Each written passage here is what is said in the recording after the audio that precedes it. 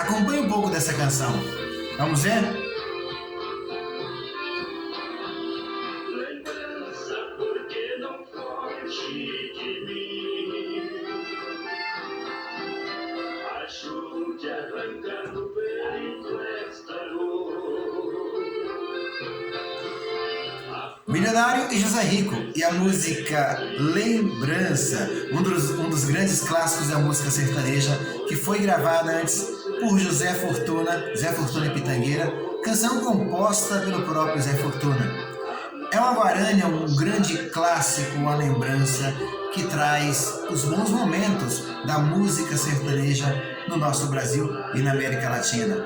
Essa canção fez um grande sucesso com a dupla Milionário José Rico e até os dias de hoje também faz um grande sucesso. Uma canção de grande importância para a música sertaneja, uma canção que lembra as lembranças, os bons tempos e as boas histórias da música sertaneja.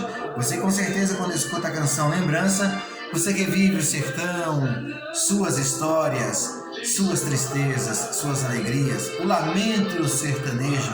E também você vê aí Milionário e José Rico no melhor da sua carreira, no auge da carreira, em pleno o ano de 85 e 86, entre o tempo que não passou para todo mundo, que até hoje é revivido.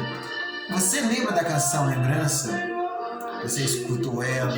Você tem essa lembrança assim para compartilhar com a gente? Compartilha aqui no canal. Quero saber de vocês, o que vocês têm que essa canção te faz levar a voltar no tempo e conectar você, sua história com essa canção. Compartilha aqui nos comentários. Por aqui estamos conectados, sempre com a boa música. Um abraço a todos vocês, estamos conectados.